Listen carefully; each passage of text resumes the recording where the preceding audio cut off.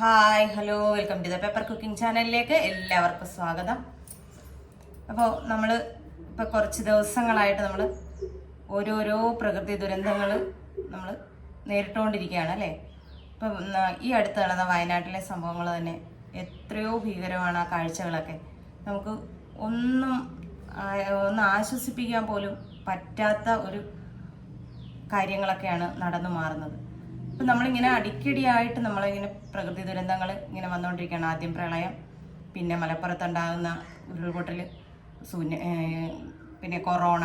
അപ്പോൾ അത് കഴിഞ്ഞ് കൊറോണ ഒരു പ്രകൃതി ദുരന്തമല്ല, എന്നിരുന്നാൽ പോലും നമുക്ക് ഈ അടുത്തിടെ വയനാട്ടിലുണ്ടായത് ഒരു ഗ്രാമം തന്നെ ഇല്ലാതാവുന്ന ഒരു കാഴ്ചയാണ് നമ്മൾ കണ്ടത്. അപ്പം നമുക്ക് എന്ത് ചെയ്യാൻ പറ്റും? നമ്മളൊക്കെ നിസ്സഹായ അവസ്ഥയാണ്. നമ്മളെ കൊണ്ട് കഴിയാവുന്ന രീതിയിൽ നമ്മൾ സഹായിക്കുക എന്നല്ലാതെ നമുക്കൊന്നും ചെയ്യാൻ പറ്റത്തില്ല. പക്ഷേ നമ്മളെ വിട്ടുപിരിഞ്ഞവരും ആ ഒരു ദുരന്തത്തിൽ ഒറ്റപ്പെട്ടു പോയവർക്കും വേണ്ടി നമുക്ക് സർവേശ്വരനോട് പ്രാർത്ഥിക്കാമെന്നല്ലാതെ അല്ലേ, അവർക്കൊരു ആശ്വാസവാക്ക് എന്ന് പറയാൻ പോലും നമ്മളെ കൊണ്ട് ആരെക്കൊണ്ട് സാധ്യമല്ല. ആശ്വാസവാക്ക് കൊടുത്തുകൊണ്ടൊന്നും ഒരു കാര്യവും അവിടെ നടക്കാൻ പോകുന്നില്ല. പക്ഷേ അവർക്കൊരു മനക്കരുത്തുണ്ടാകാൻ, ഒറ്റപ്പെട്ടു പോയവർക്കൊരു മനക്കരുത്തും നമ്മളെ വിട്ടുപിരിഞ്ഞു പോയവർക്ക് വേണ്ടി നമുക്ക് സർവേശ്വരനോട് പ്രാർത്ഥിക്കാനും മാത്രമേ നമ്മളെ കൊണ്ട് സാധിക്കത്തുള്ളൂ.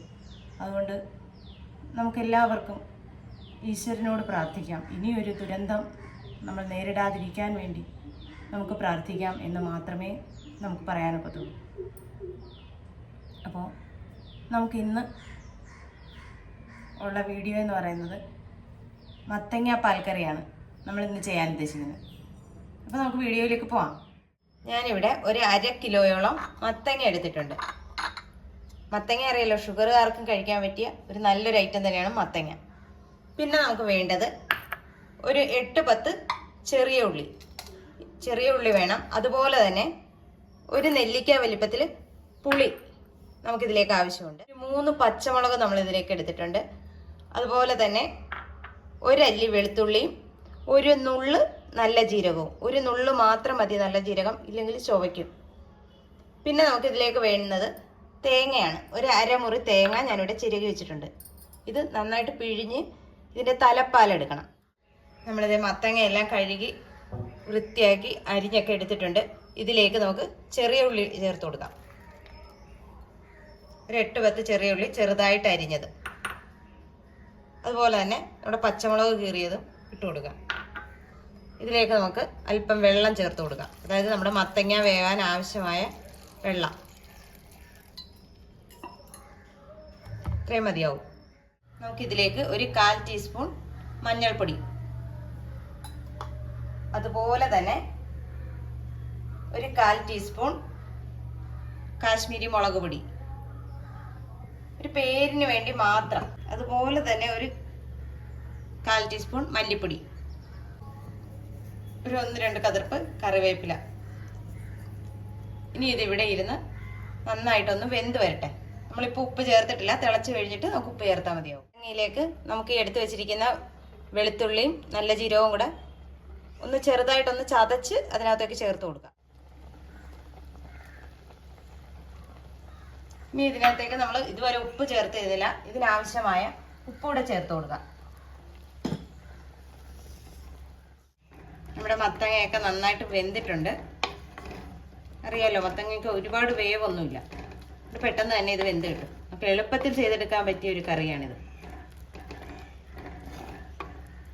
ഇവിടെ വെളുത്തുള്ളിയുടെ പച്ചച്ചൊവയൊക്കെ ഒന്ന് മാറി വരട്ടെ. ഇതിലേക്ക് പിഴുപുളി ചേർത്ത് കൊടുക്കാം. അല്പം ചേർത്താൽ മതി. നോക്കിയതിന് ശേഷം പിന്നെ നമുക്ക് വേണമെങ്കിൽ ഒഴിച്ചു കൊടുക്കാം. പിന്നെ ചെറിയൊരു പുളി രസം വേണം.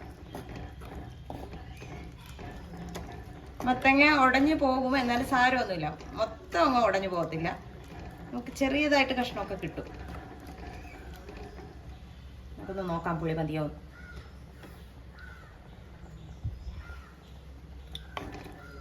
ചെറിയ പുളിയൊക്കെ ഉണ്ട്, അത് മതി. നമുക്കിതിലേക്ക് നമ്മളെടുത്ത് വെച്ചിരിക്കുന്ന തേങ്ങാപ്പാൽ ചേർത്ത് കൊടുക്കാം. അതായത് 1-ാം പാലാണ് നമ്മൾ ചേർത്ത് കൊടുക്കുന്നത്. പിന്നെ തീ കത്തിക്കേണ്ട കാര്യമില്ല, നമുക്ക് ചട്ടിയുടെ ചൂട് കൊണ്ട് തന്നെ അത് റെഡിയായി കിട്ടും. ഇത്രയും മതി. ഇനി നമുക്കിതിലേക്ക് വറ താളിച്ചിടണം. നമ്മൾ വറയ്ക്കായിട്ട് ഒരു പാത്രം അടുപ്പത്തോട്ട് വെച്ചിട്ടുണ്ട്. അതിലേക്ക് അല്പം എണ്ണ ഒഴിച്ചു കൊടുക്കാം. നമുക്ക് ഇതിലേക്ക് ഒരല്പം കടുക് ഇട്ട് കൊടുക്കാം. 2 ചെറിയ കഷ്ണം ചുവന്നുള്ളി അരിഞ്ഞിട്ട് കൊടുക്കാം. അതുപോലെ തന്നെ നമുക്ക് വറ്റൽമുളക്, ഒപ്പം അല്പം കറിവേപ്പില. നമ്മുടെ താളിപ്പ് ഇവിടെ റെഡി ആയിട്ടുണ്ട്. ഇവിടെ താളിപ്പ് പാൽക്കറിയിലേക്ക് ചേർത്ത് കൊടുക്കാം. വളരെ എളുപ്പത്തിൽ ഉണ്ടാക്കാവുന്നതാണ് ഈ മത്തങ്ങ പാൽക്കറി. അപ്പോൾ എല്ലാവരും ഒന്ന് ട്രൈ ചെയ്ത് നോക്കണം. വീഡിയോ ഇഷ്ടമായാൽ ലൈക്ക് ചെയ്യാനും ഷെയർ ചെയ്യാനും കമൻറ്റ് ചെയ്യാനും മറന്നു പോകരുത്. നല്ലൊരു വീഡിയോ ആയിട്ട് കാണുന്നവരെ ടാറ്റാ, ബൈ ബൈ.